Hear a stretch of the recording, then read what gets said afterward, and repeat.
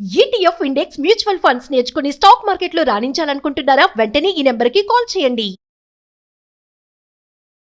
Hello viewers, welcome back to our channel. ప్రస్తుతం మనతో పాటు ఉన్నారు consumers affair committee chairman Mandadi Krishna Reddy గారు. సార్తో మాట్లాడదాం. నమస్తే సార్. నమస్కారం అమ్మ. సార్, ప్రస్తుతం అమెరికాలో జాబ్స్ లేక ఉన్నటువంటి జాబ్స్ని కూడా జాగ్రత్తగా కాపాడుకుంటూ వస్తున్నారు మన వాళ్ళు, భారతీయులు. చాలా మంది పార్ట్ టైం జాబ్స్ చేయొద్దు, తిరిగి వెళ్ళిపోవాలని చెప్తున్నాడు. ఇల్లీగల్ ఇమిగ్రెంట్స్ ఎవరైతే ఉన్నారో వాళ్ళందరినీ కూడా అలర్ట్ చేస్తున్నాడు ట్రంప్.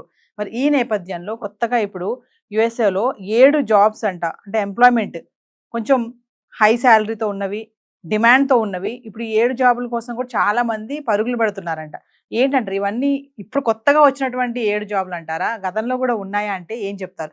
వీటిలో కూడా చూసుకుంటే nurse practitioner, next IT manager job, physician assistant, financial manager jobs, software developer, information security, medical health services manager post, ఇవన్నీ కోవకు చెందినవి ఉన్నాయి. వీటి శాలరీస్ కూడా బాగున్నాయంట, డిమాండ్ కూడా ఎక్కువ ఉందని చెప్తున్నారు. ఒకసారి వాటి గురించి. ఇప్పుడు మీరు చెప్పినటువంటి 7 కేటగిరీలు కూడా గతంలో ఎప్పటి నుంచో డిమాండ్ ఉన్నటువంటి జాబ్స్ ఏవి.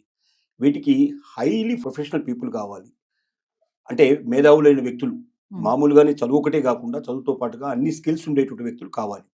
సపోజ్ నర్సింగ్ తీసుకోండి. నర్సింగ్కి ఒక అమెరికాలోనే కాదు, ప్రపంచంలో అన్ని కంట్రీస్లో కూడా డిమాండ్ ఉంది. నర్సింగ్ అంటే చాలా మంది ఏమనుకుంటారంటే మామూలుగా ఒక 6 నెలలు సంవత్సరం పాటు నర్సింగ్ ట్రైనింగ్ లాంటివి కొన్ని ఇన్స్టిట్యూట్స్ వచ్చాయి, చాలా ఇన్స్టిట్యూట్స్ వచ్చాయి, కొన్ని వందల ఇన్స్టిట్యూట్స్ వచ్చాయి. అవి ఇచ్చే ట్రైనింగ్ కాదు. బీఎస్సీ నర్సింగ్ చేసి డాక్టర్తో ఈక్వల్గా ఎంబీబీఎస్తో ఈక్వల్ అయినటువంటి నర్సింగ్ ఇది. ప్రొఫెషనల్ నర్సెస్ అంటారు వీళ్ళు. వీళ్ళకి వాళ్ళ గవర్నమెంట్ జాబ్స్ కావాల్సి ఉన్నాయి.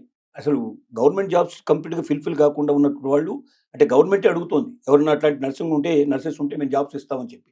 అలాగే కార్పొరేట్ హాస్పిటల్స్లో వాళ్ళకి విపరీతమైన డిమాండ్ ఉంది. అలాంటి వాళ్ళు దొరకడం కష్టం. ఎందుకంటే కొద్దిమంది మాత్రమే బీఎస్సీ నర్సింగ్ వెళ్ళేటువంటి వాళ్ళు ఉన్నారు. వాళ్ళు పూర్తి చేసిన తర్వాత అవసరమైతే ఎంఎస్సీ నర్సింగ్ కూడా వెళ్ళేటువంటి వాళ్ళు ఉన్నారు. దాంట్లో హైలీ ప్రొఫెషనల్ వెళ్ళే వాళ్ళు ఉన్నారు. కాబట్టి ఇప్పుడు ఏదైతే కనబడుతున్నాయో, ఇప్పుడు ఈ జాబ్స్కు డిమాండ్ ఉందని, ఈ యాప్కు డిమాండ్ మొదటి నుంచి ఉంది, వాళ్ళ కొత్త వచ్చిన డిమాండ్ కాదు ఇది. తర్వాత దీనికి తోడుగా ఇంకేమవుతుందంటే ఇప్పుడు అన్ని జాబ్స్ నుంచి బయటకు పంపించారు. చాలా జాబ్స్ ఇప్పుడు ఖాళీ అయిపోయి బయటకు వెళ్తున్నాయి. ఇల్లీగల్ ఇమిగ్రెంట్స్ అంటే ఇక్కడ దీంట్లో ఇంతకుముందు 3 ఏళ్ళు 5 ఏళ్ళు జాబ్ ఏదైనా ఉండి ఆ జాబ్కి వెళ్ళిన తర్వాత L1 వీసా మిగతా వీసాల మీద వెళ్ళినట్టు వాళ్ళు కూడా ఇప్పుడు వాళ్ళందరూ కూడా వాళ్ళ జాబ్ అయిపోయిన తర్వాత కూడా వాళ్ళు ఏం చేస్తున్నారు, అక్కడే ఏదో ఒకటి జాబ్ సెర్చ్ చేసుకొని వేరే ప్రైవేట్ జాబ్లో జాయిన్ అయిపోయి ఉన్నారు. ఇప్పుడు వాళ్ళందరినీ బయటకు పంపించేస్తున్నారు. They are all illegal immigrants కిందనే లెక్క. తర్వాత ఇప్పుడు భార్యాభర్తల్లో ఒకరికి అక్కడ గ్రీన్ కార్డు ఉందనుకున్నాం, ఇంకొకరికి లేదు.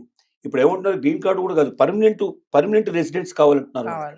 పర్మనెంట్ ఇద్దరు భార్యాభర్తలు ఇద్దరు రెసిడెంట్స్ అయితేనే వాళ్ళకి పుట్టే పిల్లలు అమెరికన్స్ అవుతారు, లేకపోతే కారు.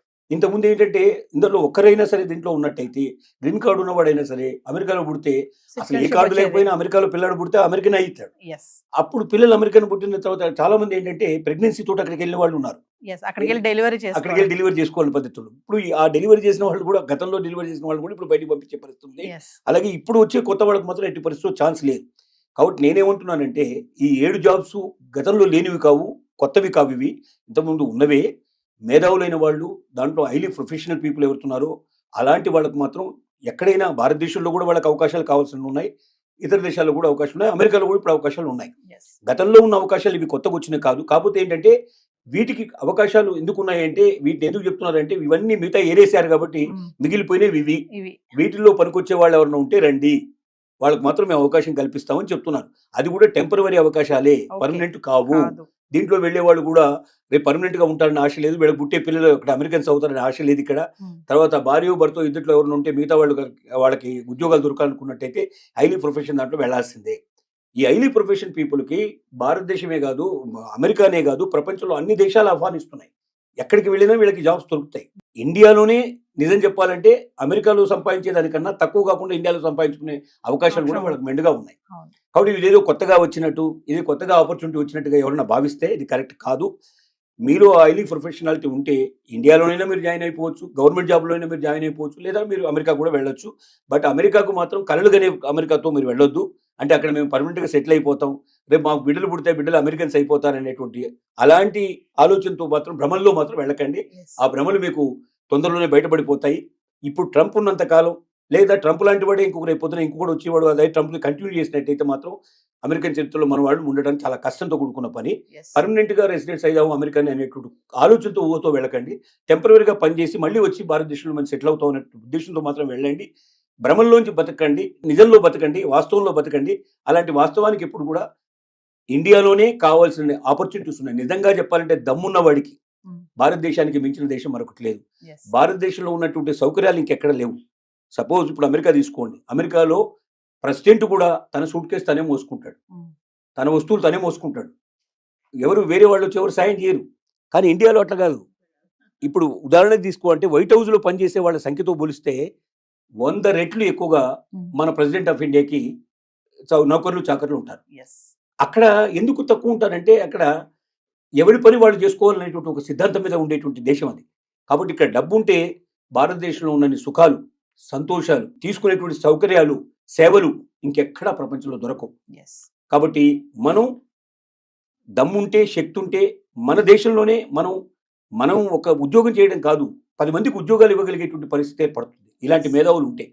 కాబట్టి వేరే దేశానికి వెళ్ళాలి, అమెరికాకు వెళ్ళాలనే భ్రమలను తొలగించుకొని వీలైనంత వరకు ఇండియాలోనే స్థిరపడి ఈ దేశ సంపదను పెంచడానికి ప్రయత్నం చేసినట్టయితే దేశానికి మంచిది, జాతికి మంచిది, మనకు ఇక్కడ ఉన్న భారతీయులకు కూడా ఎంతో మేలు జరిగే అవకాశాలు ఉన్నాయి.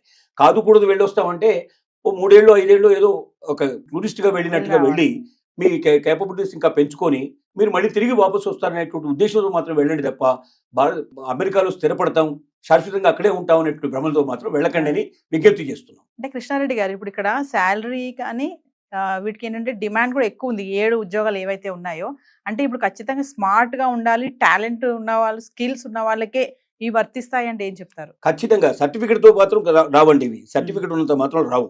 నిజమైన స్కిల్ ఉండాలి, నిజమైన క్యాపబిలిటీ ఉండాలి వాళ్ళలో.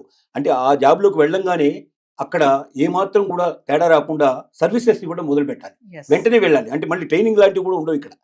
అంటే ఆల్రెడీ స్కిల్డ్ అయిన వాళ్ళు, ఆల్రెడీ నేర్పడతనం ఉండేటువంటి వాళ్ళకి మాత్రం ఈ జాబ్స్ వర్తిస్తాయి. అంటే the day when you are entering the job ఇమీడియట్గా నీకు వర్క్ స్టార్ట్ అవుతుంది. అంటే మళ్ళీ తడుముకోవడం కానీ లేదా నేర్చుకోవాలనే ఆలోచనలో ఉండే వాళ్ళు మాత్రం ఎక్కువ రోజులు ఉండరు. విత్ ఇన్ డేస్లోనే తెలిసిపోతుంది, వాళ్ళు వెంటనే బయటికి పంపించే అవకాశాలు ఉంటాయి. ముందు ఇంటర్వ్యూలోనే చాలా స్కిల్స్ మొత్తం పరీక్ష చేస్తారు వాళ్ళు. అమెరికన్ సిస్టంలో ఎక్కడ కూడా మనలాగా డబ్బు ఇస్తూనో లేకపోతే ఎవరితోనో మనం రికమెండ్ చేసుకుంటూనో పిలిచేటువంటి క్యాండిడేట్స్ అక్కడ ఉండరు.